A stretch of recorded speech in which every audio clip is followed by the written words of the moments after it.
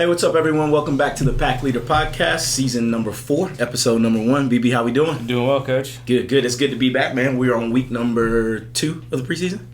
2 of preseason, 3.5 of school, give or take. Yeah, and the guys are, we're running on all cylinders now with practices, study hall, classes, and it's good to be back. I wanted to, when we're starting off season 4, I wanted to see kind of how the summer was going with you and jump into some peaks and pits. Give me some, your highest high and your lowest low of the summer. Highest highs were family vacation. We went up to North Carolina. My father-in-law, he's got 5 kids. My wife's a triplet, so there's 3 of them. And then they got 2 older brothers who are not twins but have the same birthday. So they got 5 kids, 2 birthdays. Mm-hmm. Kind of a crazy situation. But that was one of my peaks. The other one was probably payday from camp. Was definitely a peak. Pits, setting up for camp. Setting up for camp was rough. But yeah, great summer. A lot of fun. Seeing the guys around. Had a lot of guys back for camp. That was good. Definitely. Good summer. Yeah, and I'll start in reverse. The pit of my summer is always setting up for camp. Oh, it's the worst. By the time we set up the 4 mats in this gym, the 2 mats in that gym, the 2 in our wrestling room for the duels, it's a lot. And we usually only have 5-6 guys coming back to help. Although this summer we did have quite a few that came back to help. Right, the amount who just can't get into town till the next day is crazy. Yeah, we know what y'all are doing. Yeah, we definitely do. So we'll start addressing that. But no, that was a pit getting set up, man, and having to break down as well, because the last thing you want to do after a long camp stint is run through the dorms, cleaning up trash. Taking trash out, that's my least favorite part, but we got it done. Yeah. I would say my peak was I went to Egypt this summer for about 2 weeks, and that was a blast.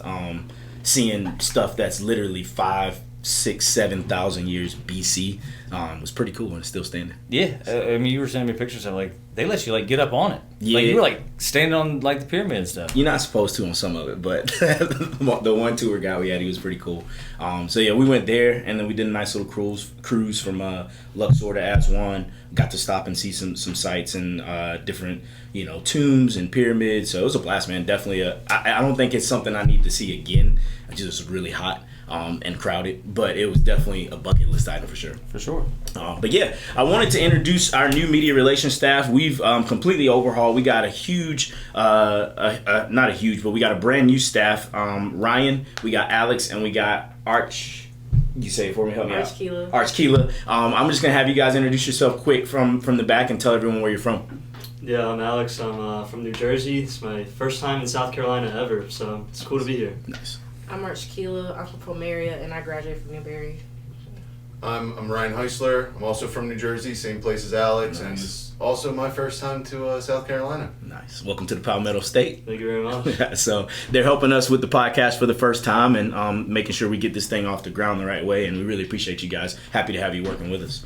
I wanted to jump into our next segment, all things Newberry Wrestling. I'm really excited to let all of our followers know and our supporters know that we've been able to finally get the new roof. I know we talked a lot about that last year. We had some pretty severe leaking going down the seam of the building, but because of the support of our pin pool members and administration and pushing that ball up the hill, we finally got some repairs coming to the roof so that it's not damaging our mats and the other stuff that we got in there. And I mentioned our pin pool members in passing. I definitely want to say thank you to all of our pin pool members from the 23-24 campaign. It was definitely the most successful campaign we've had so far. I think we brought in about almost too successful.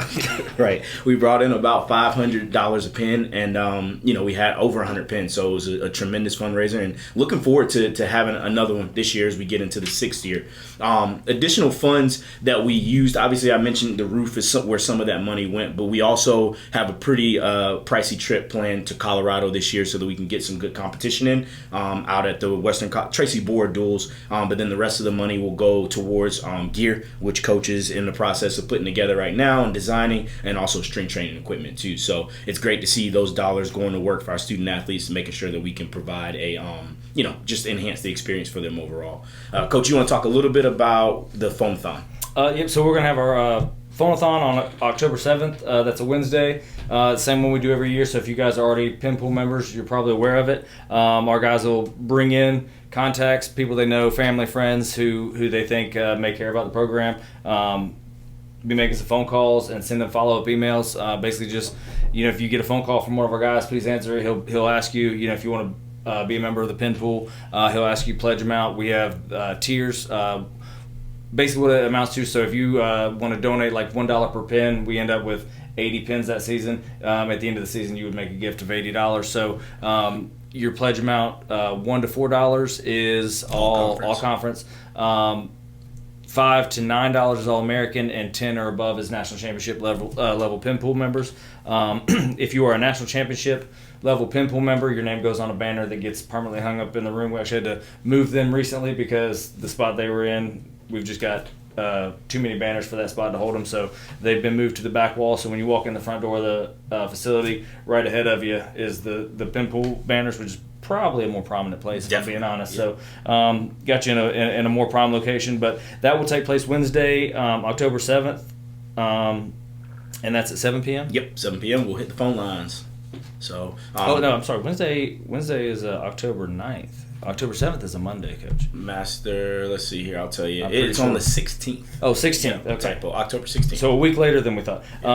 Wednesday, October 16th at 7 p.m. Is when that will take place. So, here in about a month and a half, a month and a week, be ready to hear from our guys, and we'll be calling you, and please rejoin the pin pool. Yeah, absolutely. So, speaking of support for the program, we also have our annual alumni weekend, our third annual one, in conjunction with our intra squad match on October 25th and the 27th. This will be our third year, like I said, and so far the last 2 years we've seen huge growth in numbers from alumni coming out to just support the team and get to kind of just get together and recap how our college experiences went and enjoy some college football. There's a home game that following day that we'll be doing as well. So I've been blowing you guys up about that via email and social media, so I'm sure you got the information. But if you don't, please keep that date clear on your calendar for Alumni Weekend. We're going to have a tailgate not only on Saturday this year, but we'll also do one at the baseball field before the match on Friday. So that tailgate will go 4:30 right up until the match starts at 7 p.m. We got a food truck out there for you guys. We'll have some live music for you guys through a DJ. There'll be a spike ball tournament. There'll be some vendors. So really just trying to make it a good time for not only just our alumni, but everybody to come out and support. The cheerleading team will also be out there too for the inter squad match, kind of just providing some extra good vibes for everything. So mark your calendars for that. And then Coach, we got a new addition to the staff. You want to talk about that? We do. Yep, Devin Moore, two-time All-American. He was kind of torn, has a semester of eligibility left, and wanted to maybe use it, but found a good opportunity career-wise. Started working, but he's going to make some time to come help us out on staff as a volunteer assistant coach, and we're excited to have him. He was in the room for about 45 seconds before he was snatched up as a drill partner by one of the guys. So it seems the guys certainly understand and appreciate what he brings to the program, and hopefully that continues to show itself as he contributes on staff. Definitely. And I mean, obviously, full transparency, we're a little bummed to not have him in the lineup winning matches for us. But at the end of the day, me and him are huge on, what's next after you graduate, and career first always, right? Like, he's graduated, he's got a great job with the city of Newberry, and we tried to make it work as best as we could, but it's really hard to work 40-plus hours a week and be in grad school and wrestle, which we completely understand. And so, the value he's going to bring to our staff and our program as a coach is going to be huge too, because we got 40-plus guys on the team. So when it comes to doing individual training, one-on-ones, he'll be huge in that regard, being able to get in there with guys after hours on weekends, and just providing additional support from a developmental perspective. So we're most excited to have him for that. For sure. Plus, we're getting a little older. It's been a little bit longer since we've been in school than it was a few years ago. So him being able to give that relational advice, like where he just got done doing it, it's not that different from when he was around. Whereas things are a little different from when we were in school. For sure, so for sure. I think that'll be a huge benefit as well. Definitely. So welcome to the staff, D. Moore. I also wanted to just welcome the 18 guys we got in the incoming class of 2024. A massive incoming class for us. Definitely one of the biggest we've had in the last few years. And I just want to take a couple seconds and read their names. A couple of them are highlighted for one reason or the other, but I wanted to start. We can kind of tag team this, BB. Ashton Anderson, he comes to us from Georgia. He went to South Effingham, and I just highlighted him because he's one of our camp kids that's been coming for the last few years. But next few guys we got are all in-state guys, South Carolina guys. Elijah Copeland from the upstate, Johnny Cunningham and Nathan Gates both come from my neck of the woods. Yep. Stratford and Fort Dorchester, neither one of them are from Somerville High School, but they are at least local to my area. Yep. And Gates was actually at my old stomping ground. So I was when I was the head coach at 4D down in North Charleston, right out of Charleston. Yep, North Charleston, right outside Somerville. Yep. We got Nathan Gregory coming in. Actually, he's a transfer student from Southeastern University, but from Washington State originally. So we're really excited to get him to help our little guys down there. For sure. Donovan Hawthorne, another upstate kid. Wyatt Hicks and James Howard, again, just a bunch of local in-state guys, all successful high school careers. Super big crop of, in-state talent this year, which typically we don't have a huge in-state crowd. We normally have, a little mix of some in-state guys and a big out-of-state crew, but as we go through this list, it's pretty evident that there was a pretty high level of talent this past year, and we were lucky to land some in-state guys who can stay close to home and come compete at the college level. Well, hey, you want to keep in-state talent in-state, so I think that is huge for us to get. For sure. Next up, we got Haven Jenkins. He is a funny story with him. We actually started recruiting him right after we finished wrestling him at the King Open last year. He took one of our guys at 184 pounds in the overtime, and I was like, we need to be talking to this kid. So he's come to us from Tennessee. We got Ray Laney, who comes to us from North Carolina. Another really talented in-state kid, Rylan Madison, who comes to us from Blythewood in South Carolina. Yep, another in-state kid. Malachi McKenna, again, in-state. Sebastian Melendez, out-of-state kid, but super talented.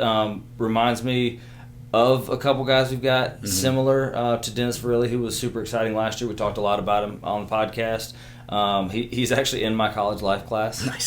So I teach him, and he's been begging me. So he joined the class late. I didn't have any grades for him yet, so his grade is still a 0. But he's finally been able to turn something in. Because we got progress reports, dude. Right. And he's like, Coach, please remove that 0. And I'm just making him sweat a little bit. But no, he's a great kid, a lot of fun. And then from down in the Augusta-Aiken area, Nick Moore, who he had a pretty fun recruiting story, a pretty unique story. His mom, his father passed away, and his mom ended up working it out to where he's got a great stepdad, great home life.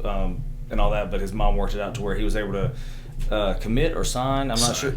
Officially sign, like on his dad's birthday, which was just a super awesome story. But great family, great kid. Super excited to have him too. Absolutely. And he's actually from Keegan Judd's club. Yep, Southern Wolves Wrestling Club. Shout out, send us some more. Yeah. Caden Pelt comes to us from Michigan. He's a transfer actually from Lindenwood University. Everybody remembers when they dropped their program last year. A lot of their guys were kind of scrambling and hitting the portal, and we were fortunate enough to get 2 of them. We actually got Caden Pelt, who was their starter at 33. He took 3rd in the country at the at the club nationals, and then Braden Tatum was his teammate at Lindenwood as well, who comes to us from Kansas. Him and fun fact, him and Kel Alderman are childhood friends. They've known each other since they were tiny. Right, and I'll let you tackle Bo since you actually recruited him at King. For the second time. Yeah, right. But in addition to that, Bashir Rostama, he, if anybody's been following us on social media, you've probably seen the post. There was an article written up. But he's an Afghan refugee. His sister was actually one of the head people at the international airport there in Kabul, Afghanistan, where the U.S. troops were getting out of there, and his sister was making sure that they got on the planes and got out. Honestly, was like risking her life and her family's safety to do so. And like sort of as the U.S. troops were on their way out, they were like, hey, y'all should come on. So they were able to come back to the United States and apply for resident status and all that stuff. So Bashir, he actually graduated high school a year ago, so he should be a sophomore, but his residency status and all that stuff finally went through. He's coming to us as a freshman, but he's going to be a lot of fun to watch. Seeing that, definitely an international style, definitely brings some unique techniques and perspective to what we're doing. But he's a lot of fun to watch, and he's going to be fun to have in the room. Yeah, and it was really fulfilling to see that whole situation kind of come to pass, because you've been on him for about 2 years now. Yeah, we were recruiting him right after he graduated what would have been his freshman year, but things just weren't working out, and with no government aid, no residency status, it was just a big uphill battle for him. But he's got some great support folks in the Tampa area where he's living.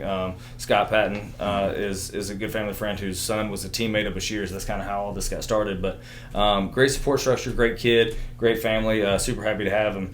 But tell us a little bit about Bo, Coach. Yeah, Bo. So Logan Perkins goes by Bo. He wrestled for me at King. Recruited him there his freshman year, and then tried to get him to come to Newberry with me when I came to back in 21. But he decided to stick it out there. The inter-conference transfer rule makes it hard to go to another school. So he didn't decide to come then. But he hasn't had the best experience for one reason or another. There's a couple different factors that kind of had led his decision to enter to the portal. So once I saw him in the portal, we started chatting, and he's like, I want to finish with the coach that recruited me originally. That's kind of how it happened, and I was really excited this past weekend. We actually sent in an appeal for him to be eligible, based on his intra-conference transfer, and it got approved, so due to the extenuating circumstances he had at King. For sure, and just so everyone's kind of on the same page, that rule is going away next year. Yeah. So that was one of the main drivers of us feeling confident about that.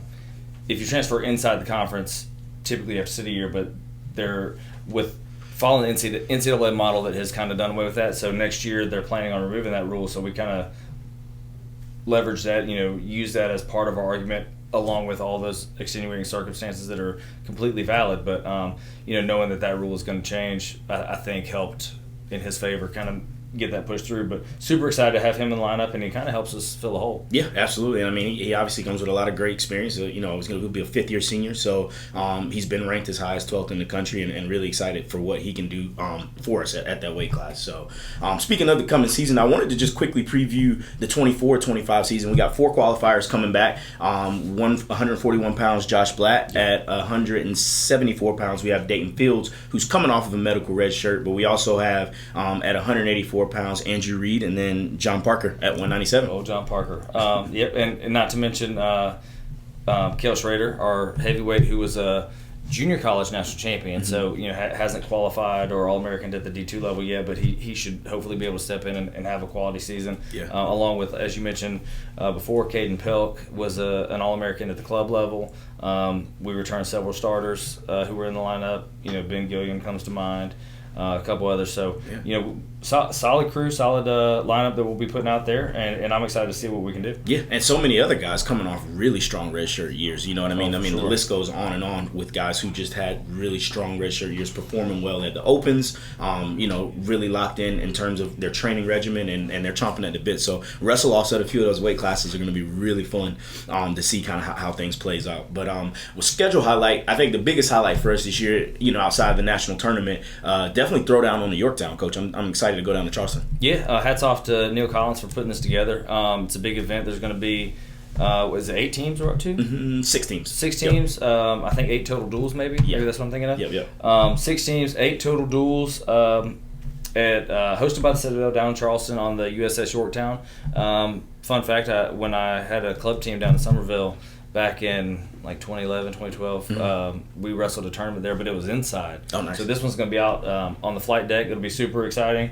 A lot of fun. They've made a whole event of it. I think there's like an after party that like Coach's fans social. who bought tickets can go to also. That includes the coach's social as well. Just a good time, but a lot of good wrestling. We're slated to wrestle Lander. Citadel's going to be there. I think Army, University of Virginia, yeah. Gardner Webb, Campbellsville, Presbyterian. Just tons of teams. A lot of fun. I think they're about sold out, but if you can get your hands on a ticket, I would advise you do so because it's going to be a fun time. Yeah, they are sold out. So I think Neil's working to maybe try to get some more tickets, but just you can only fit so many people on the flight deck. And I think it was 1,100 tickets that were made available. So if they can make more space, I think they will. But that lineup you mentioned, it'll be Citadel versus the Army, Citadel versus UVA, Gardner Webb versus Army, Gardner Webb versus UVA, Lander versus Newberry, and then, shout out to women's wrestling, which is growing a lot. It'll be PC versus Campbellsville women. So, so far it's slated to be a really successful event. I'm hoping it's something that we can continue doing every year. Yeah, it'd be a lot of fun. So, and like you mentioned, the after party is going to be at New Realm Brewery. That's going to be 10 p.m. to midnight, and there'll be a panel discussion with just the 8 college coaches that are there, where we just kind of talk about college wrestling and the current state of it, and where we think the future of it's going. So that'll be good. Come on out, enjoy some adult beverages, and I think it'll be a good time. But yeah, Coach, what did you think about our interview with Jeff Vesta? A lot of fun catching up with Jeff. He was always a fun dude to be around. A little quirky. You don't meet too many dudes who at 21, 22 years old are married and still in college and all that stuff. But His wife Kristen's awesome. They're an awesome couple. When he got recruited, it was like right when I was just getting hired. So he was a lot of fun to be around. Kind of got to coach him early in my career. So as he's gone on and kind of done his coaching career, he's really not that far behind me. About on par with you as well. So we're all kind of coming up through this together. But just hearing some of the things that he talks about, how he's figured things out and developed and cultivated some relationships and had some success with that. It was really nice to see. And it's not just us spinning our wheels. Like he's having success doing some other things. So it seems to be that we're all on the right track. Definitely, and it was a fun interview. So we're going to jump right into it. Hope you guys enjoy. Here we go with Jeff Vesta. What's up, man? What's going on? Nothing much. How are you? Good. Working away. Yeah, it's been a while, man. Oh, yeah. What's that you got behind you? Is that the Labette logo? Oh, yeah. Nice, man. You got to teach me how to do that. Nice. Well, yeah, man, I appreciate you hopping on the call. I know we tried to get you on last year and kind of just things got crazy. We obviously got the same season, so I know how it is when I think we were trying to get you on like March, right around the time of the national tournament, which is kind of crazy for all of us. So. Oh, yeah, for sure. Busy time of year. Yeah. Have you guys started the preseason yet? Yeah, we just started this week. So. Okay. Yep, we were up bright and early this morning. All right. Nice, man. Well, for everyone who doesn't know, we're on with Jeff Vesta. He was actually a former teammate of mine and wrestled at Newberry. I'm going to let him tell a little bit about himself, but it's an honor to have you on the show, man. You've been crushing it ever since you've been at Labette. I think this is your 8th season there? I'm going into my 10th. Oh, going into 10th. Dang, time flies. Yeah. But, yeah, coming off a great year last year. So just introduce yourself a little bit and tell everyone, kind of your accolades college-wise and what you've been doing since you graduated Newberry. Yeah, like Deral said, been at Labette for a while, ever since I left Newberry. So going in my 10th season, originally from Manhattan, Kansas. That's where I wrestled growing up. Went to junior college out of high school. Was a national champ, junior college, 2-time All-American there. And then found my way out to Newberry. I was an All-American out there as well. So nice. Yeah, I think we AA'd the same year, 2013, right? Yeah. Yep. Nice. Yeah, that was a fun one. Yep. I just remember us being in, like, we'd be at just name a hotel, getting ready the night before, just in there cutting weight together. You'd be dying over there on the elliptical trying to make 25. I'd be on the bike. You, me, and BJ. Yep. That was the weight cutting crew, man. Yeah. But yeah, so talk to us a little bit about kind of how you ended up at Labette from Newberry, because I'm not familiar with that.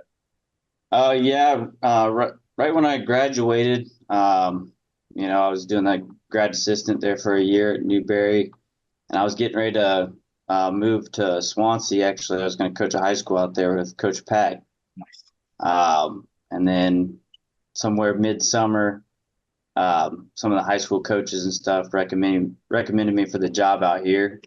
And they gave me a phone call, and I loaded up my stuff and drove 23 hours home and started from there. Yeah. So it's awesome, man. Kristen's a real one too. She was just like, let's do it. Let's go. Yeah. South Carolina was the first time she'd even been out of the state of Kansas. So, oh, wow. Yeah, we got the phone call to go home. And it's about 35 minutes from where she grew up at. So, okay. Easy choice for her. Definitely. What's she doing? She's a legal assistant. So she works here in town and she got my back in case I get in trouble or something, yeah. It's always nice to have one of those on hand. Definitely, man. Nice. That's awesome. And so going into your 10th season there, talk about, I guess, just some of the challenges that you kind of, not challenges, but more so along the lines of like learning experiences type things since, year one of being a head coach, relatively young at a college level, as opposed to like where you're at now and just things that you feel like you learned over the course of your journey. Yeah, I mean, I was 23 when I started, so I was pretty young, fresh out of college. Junior college a little bit different than, coaching at Division II where you guys are at. You know, you get to watch those kids, recruit them early, got them there for 4 years. Year to year, I don't know what I'm going to get. I might get a high school senior. My first year here, I had 5 guys on the team that were older than me. Oh, wow. So, yeah, you never really know. So it was kind of a learning curve there, recruiting, being the young guy, having kids on my team that were older than me. Graduated high school before I was out of college. So it was a little bit different, but, you know, learn to adapt and recruit and work on that. And, you know, it's all finally starting to come together after 10 years. Nice. Yeah, I mean, y'all had a phenomenal season last year. You forgot to mention you were the National Coach of the Year for NJCAA. Yeah. I was the Regional Coach of the Year, District Coach of the Year, and National Coach of the Year. Yep. Dominating. Yep. Snagged all awesome, of those. Yeah, we had 4 All-Americans last season and finished 10th as a team. So yeah, we got 3 of those guys back and 7 of our qualifiers back. So okay, ready nice. to go this season. Yeah, gearing up for another good run. Yeah. Awesome, dude. Talk a little bit about what led you to Newberry. To Newberry? Yeah. You know, their recruiting game was on it. They were hitting me up every single day, 2, 3, 4 o'clock in the morning. You know, they were a good program, top 5 in the nation at the time. You know, Blanton was coming off of winning his title. You know, had a lot of hype behind the team as a new program. You know, I was looking to get away from home as well, go a little bit further, kind of branch out. You know, the recruiting visit came in, you know, met you, BJ, and all the guys that were on the team that were, you know, my age or juniors in college, and felt like that was a good match for me. Was it Revels who recruited you here, or was it Valak? Valak started, and then Revels was like the main one. Okay. I talked to him quite a bit. Nice. Nice, man. And then, yeah, obviously you had a great season here. I think the year that you AA'd, you were, if not leading the country, in like the top 2 or 3 in pins, you led the country with that 3/4 Nelson. Yeah, I ended up getting that most falls award for all divisions that year too.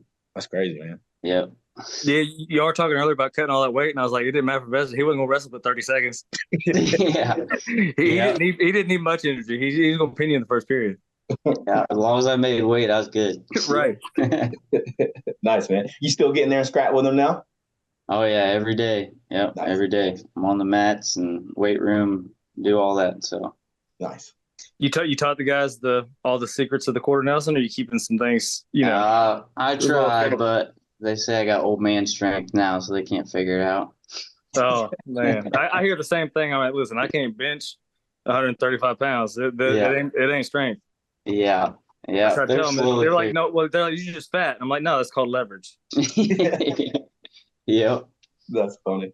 And then you got one assistant, or how many are on your staff there? I got one full-time assistant, and then I got a couple volunteer assistant coaches. Kind of varies year to year. Okay. If we get guys that stick around, or got local guys that want to help out. So, gotcha. Now you mentioned and junior college only having you not knowing what you're going to get from year to year, and at max having that guy for 2 years.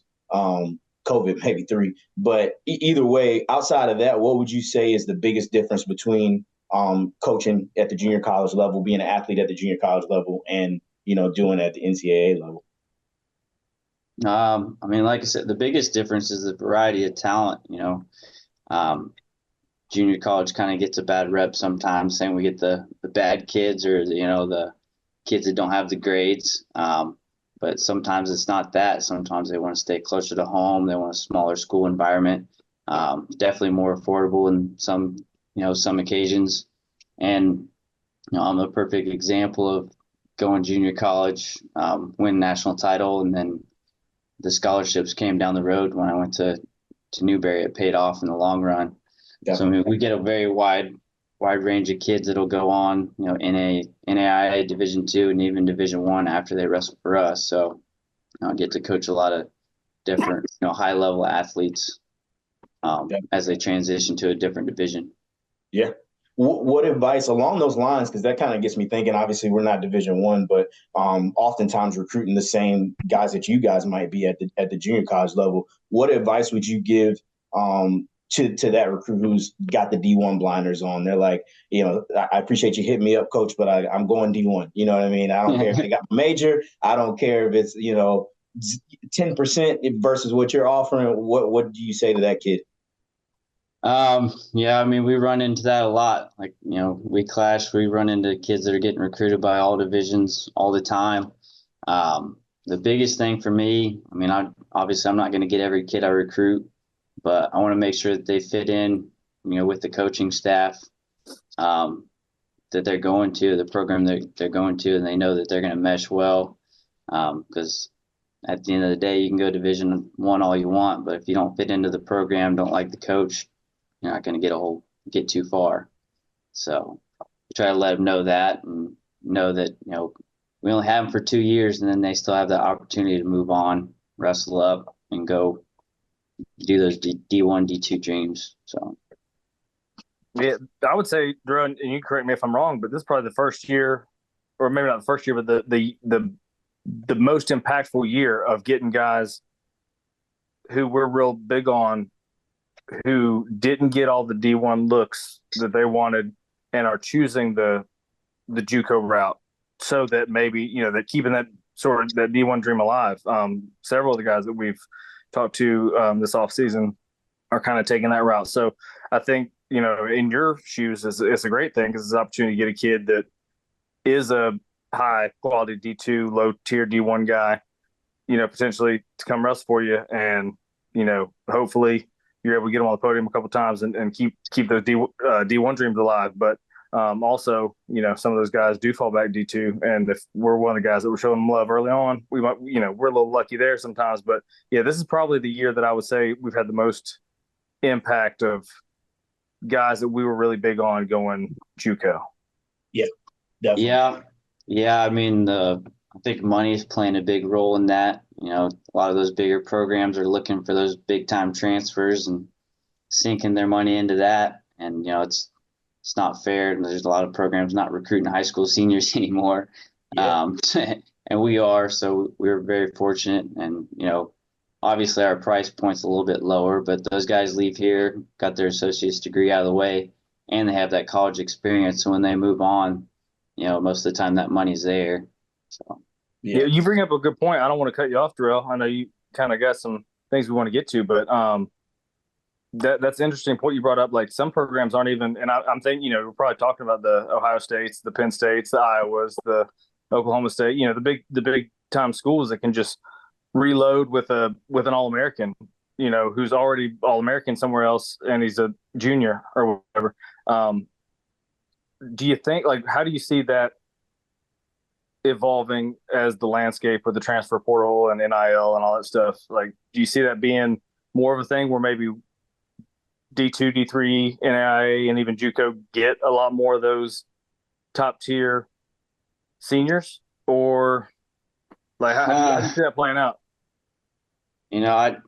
Recruiting in a bunch of juniors is kind of a short-term fix for me, as far as I see it. If I was a 4-year coach, if I was in your guys' shoes, I'd be trying to get as many high school seniors as I can, trying to develop those guys, build those relationships. So when they do move on, we have a lot of guys that leave here, even they go coach high school. They're going to remember whether you brought them in for 1 semester or for 4 years. If you were just using them to help the team, or if you're actually trying to make them better and help them. So, for sure. And there's so much, I know me and Bland are very like-minded when it comes to just having that passion for development and, recruiting a guy from his junior year to seeing him walk across the stage as a senior from your program. Like, for me, there's so much value in that. And I think with how transfer-oriented college athletics are now, regardless of what sport you're in. I mean, you look at Iowa; they just got Teamer. They got, a bunch of hammers are going there. They were actually talking about on the the Flow Wrestling podcast the other day, but I mean, it's the name of the game is getting transfers now, right? Like, I mean, if you can do that, you can be successful pretty much right away. But I think you got to, like you said, Jeff, find that balance and bringing that guy in who can score points for you right away, but also the more sustainable approach of recruiting that high level senior, the high level junior that you can have for multiple seasons. I mean, wrestling changes a lot. Rules change, things change. You know, Don't get me started, Jeff. Yeah. I mean, it'll take one rule change one season. They'll throw off your whole game, and then all of a sudden it comes down to who was loyal to their freshmen and sophomores in the program. So yeah, right. But with me and Blanton recruiting, I've noticed that even a lot of the conversations we're having to have from the Division II level are framed in a way that lets our recruits know, like, if you come here and you crush it and you decide that, you know, you can do bigger and better and go Division I, like that option, I think, has to be on the table. You know what I mean? In order to get that guy who wants to go Division I. Yeah. I was gonna say that's actually where kind of what I was not necessarily getting at, but that was in my mind. That was my answer to the question I asked Jeff. Was like, what I kind of see as some of the evolution is some of the D2, D3 NIAs becoming JUCOs in a sense that, like, come here, redshirt a year, show out, and then 3 years at Penn State or whatever, you know, like that's, you know, if you come and show out and do well and get that opportunity, I think we would be bad coaches to not let a kid go wrestle at the highest level. But at the same time, like you said, if you're not open to it, you might lose that kid, and that kid could be a program changer. So, and I mean, it's something that's been happening too, right? Like Andrew, I remember we had Andrew Young on the podcast, and he mentioned, like, that's how he ended up with Newberry. Like, at Newberry, his whole intention was to go. And obviously, you know, we'd be lying if we weren't like, we hope that would happen with every kid we had this conversation with. But I mean, Monk came here with the idea that he was going to be here for a couple of years and then go Division I, and he got here. He loved it. It was a great fit for him. He was having a lot of success, and he ended up graduating from Newberry. That's an ideal situation, but I think just with the portal, those conversations are happening a lot more. For sure. Yep. But talk a little bit about just kind of bringing it back to Newberry. What are some moments that stick out to you, man, when you're here? Just like most memorable experiences and that type of thing. I think mine's a little bit different than most, but I mean, you guys know, right when I got there, that's when I got married. I got married right in the admissions office. I remember that. Yep. So I don't know how many people could say that, but you know, I walked on campus. I think I was there for a week or two. Ended up getting married. Full admissions department was in my wedding. I didn't know a single one of them. So that's awesome. How did y'all decide on the admissions office? That was we didn't really know anybody. So I was just, somebody's husband was a minister and he could do it. And so we got it set up, set a time, and went for it. That's awesome, man. Well, yeah, that definitely takes the cake as far as memorable moments. And then y'all got two kids, right? 2 or 3? Yep, 2. Yep. Okay. What are ages and names? 5 and 7. My son's 7. He's named after me, so he's Jeffrey Vesta III. Nice. And then my daughter's 5. Her name's Raina. Okay. Awesome. Yep. Is your son wrestling or daughter? Yep. We just finally got him going to tournaments last season. He's been in the wrestling room his whole life. And we've had him doing freestyle and Greco since he was 4. Yeah. So he just started doing folk style last year. So last year was his first year doing folk style and going to some tournaments and had some success. So nice, dude. Yeah, I mean, it's I didn't start till 7th grade, but I mean, I wish I would have started earlier.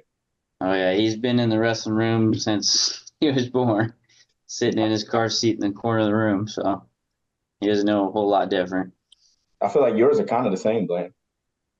Yeah, they've been around it. They're hit and miss. They're like, yeah, today I want to wrestle, and then the next day they're like, do I have to go to practice? I'm like, nah, not today. Well, we kind of transitioned from that time. I mean, because there was a time when they were at practice at like every day. I saw all of you, most of your kids every day, and it was kind of weird whenever they were able to start being at home by themselves. And now, I don't see them unless we're scamming. Yeah. Well, with the bus situation at school, like they had to be a certain age to be dropped off without a parent home, and so it was a good system, obviously, because you don't want kids just, you don't want kindergartners at home just burning the house down or whatever. But between us, our room being a block from the elementary school, that didn't hurt. And then the 1 year I was able to work it out with a bus driver to drop them off. That was nice. She would drop them off right in the parking lot, and they just come in. But yeah, now they're a little bit older. Brantley's in middle school. Sawyer's about done with elementary school. Kendall's he's in second grade, so they're up there. They're not home much without me, but they get home a little after practice starts, and they're home for about an hour. And by the time I get home, they've usually gotten homework done and started playing Fortnite, talking trash to their friends online. So got to keep those parental settings on lock. But other than that, man, they do well. Definitely. Yeah, I'll pick mine up and bring them to the wrestling room every day, and we run our kids program here at the college too. So nice. We have our college practice, and then 2-3 nights a week. They have about a 30-minute break, and then the kids come in. Our college guys help run it, so works out pretty good. Nice. That's awesome, man. We are like coming off of the first year of trying to get a youth club started, so I'll definitely have to pick your brain about how to grow that. Because it's pretty small this year, and I would like to see numbers grow. Yep. So, now, like you said, going into your 10th year at Labette, can you pinpoint anything in particular from your experience at Newberry that you would say has prepared you to be the great leader you are at Labette? I mean, like you said, you just came back with 3 Coach of the Year awards. You clearly know what you're doing, got this thing down. Can you say that anything at Newberry helped prepare you for that? I mean, we kind of talked about it. We worked hard. We always did our job. We were steered in the right direction. We had good leaders. Coach Ravel's was always very good at, talking to you one-on-one, giving you the respect that you gave him back. That's kind of what we go with here. I give our guys respect.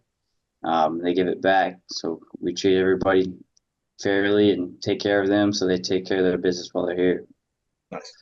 Agreed.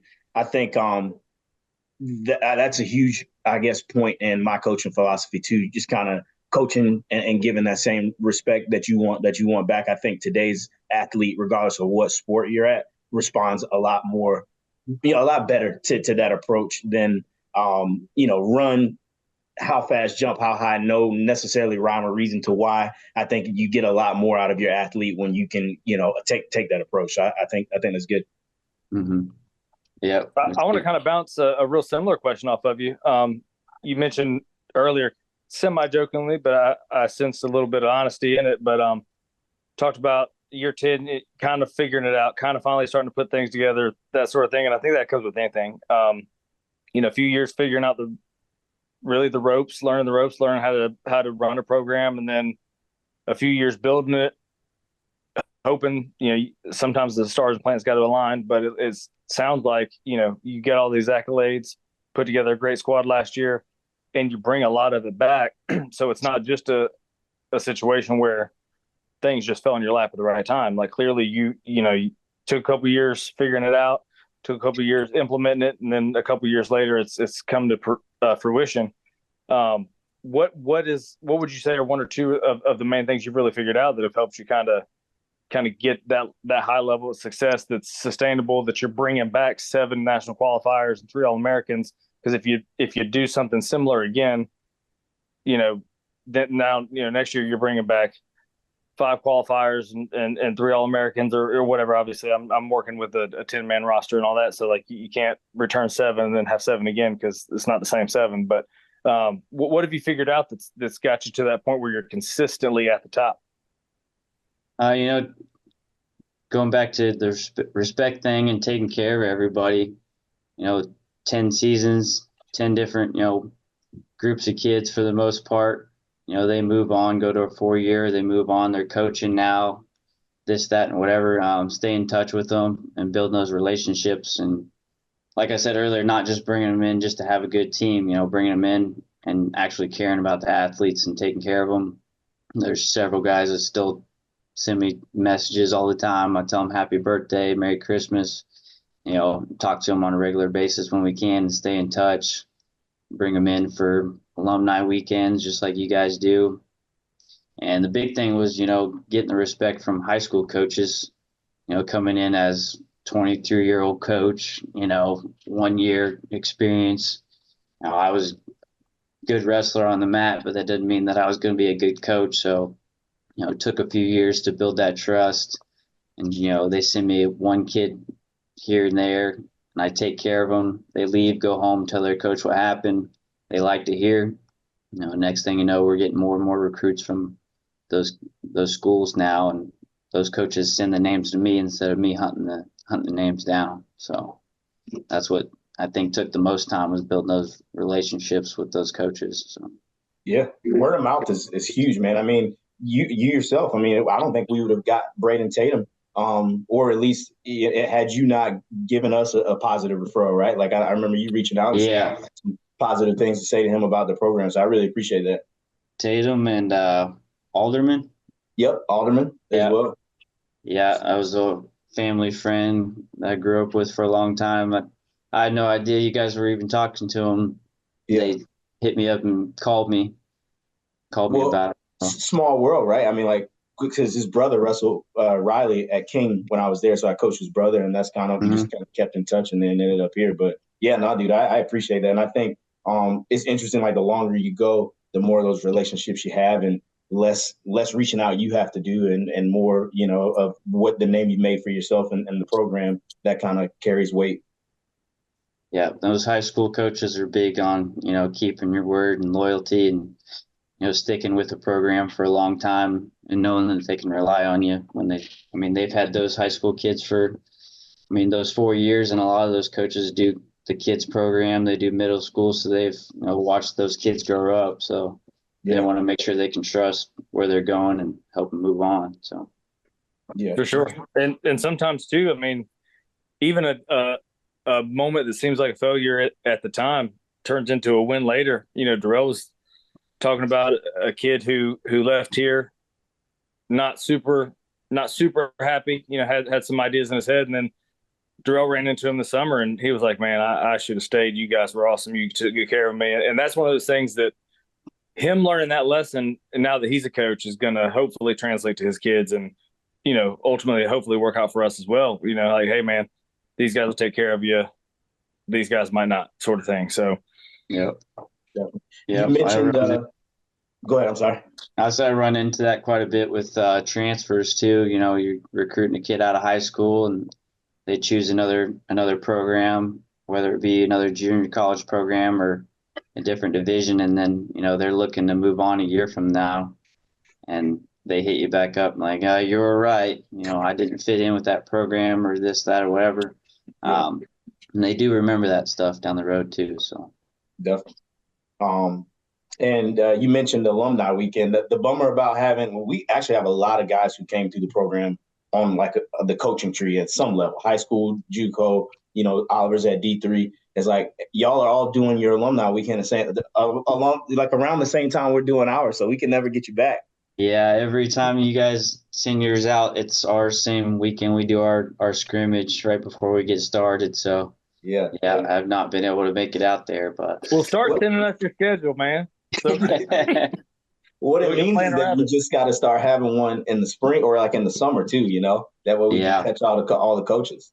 We need to have one at a time or a location that Kristen wants to go to. That's the secret. Yeah, there you go. Yeah, we have to do our alumni stuff, and we do it basically in June. Okay. Trying to sneak it in between stuff. We got a lot of guys that are coaching in high school and stuff like that, so we kind of go in the summertime. It's a good idea. I like that. Cool, man. Well, hit it. We always like to kind of wrap up with a little advice that you might have for guys on the team. You came through the program. You really helped continue the legacy of Newberry Wrestling when you were here, and you were a great leader. What advice do you have to guys on our team right now looking to do the same thing? Probably the same thing we tell our guys here. You got to work hard. You're only in practice, whether it be weights, conditioning, wrestling in the wrestling room or whatever, 3 or 4 hours a day. There's 24 hours in a day. So it really matters what you're doing for those other 20 hours. We can't see you all the time, so you got to make sure that you're working hard and doing the things that are going to help you, help your success. We can only point you in the right direction. You have to go the right direction. So you do that, do the right things, it all works out in the end. I like it, man. We'll definitely be following, always are, and rooting for you, man. I hope you guys crush it again this season, and I appreciate you joining us on the podcast. It's awesome. Yeah. Same with you guys. Like I said, anything I can do to help. We're out here a little ways apart, but I know we run into a lot of recruits and a lot of guys that you guys are trying to talk to, and we're always here to help. So, well, you land them first, and then send them to us after you put them on the podium there. Working on it for sure. Definitely. Awesome, man. Well, I appreciate it. You take care. Yeah, keep it up, Vesta. Thank you, guys. Man. All right, Jeff. Later. Bye.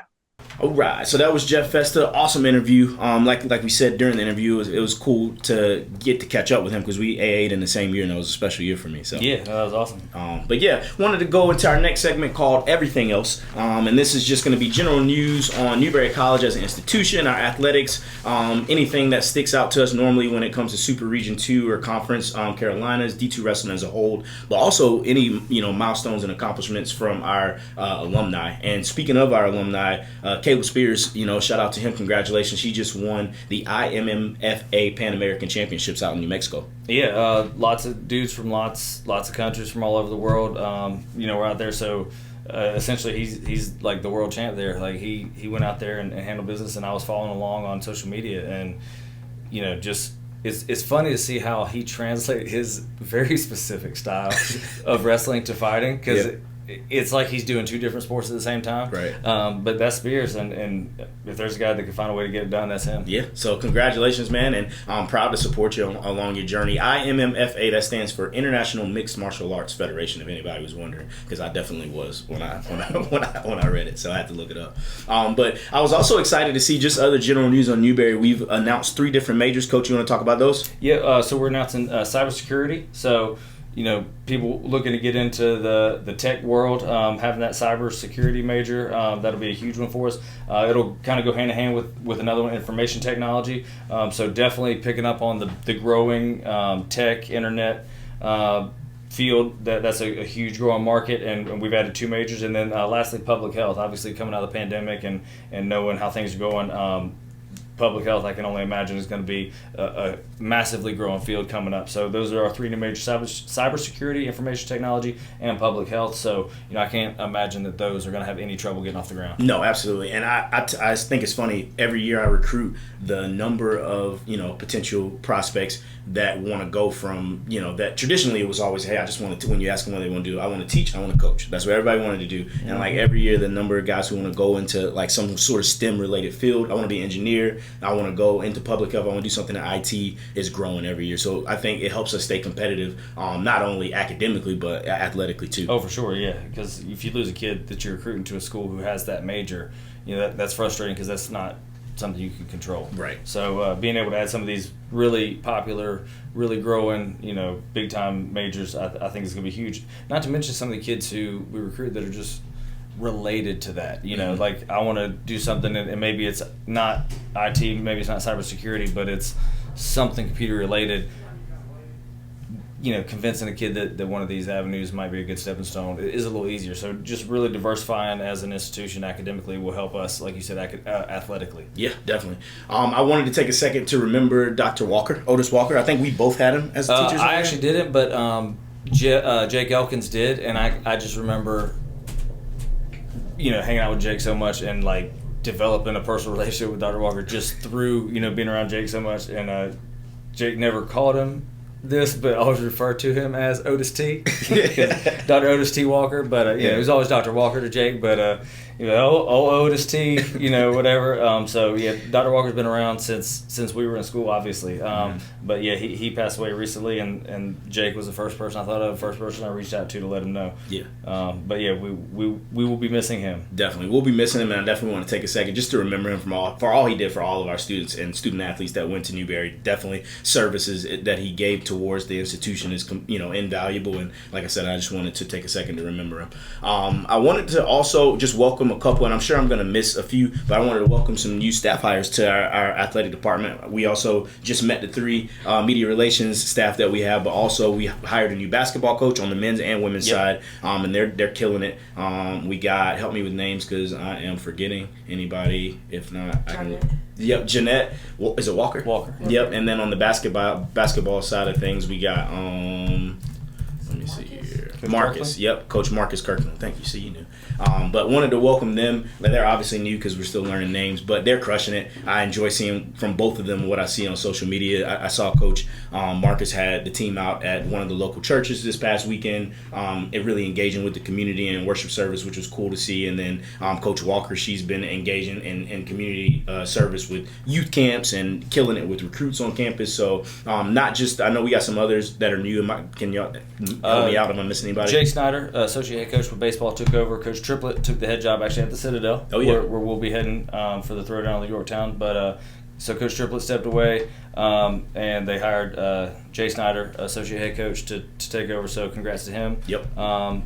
Both basketball programs you mentioned have brought in. They've started building their staffs. I'm trying to think, is there anybody else? I'm sure there is. Y'all would know. Speak up.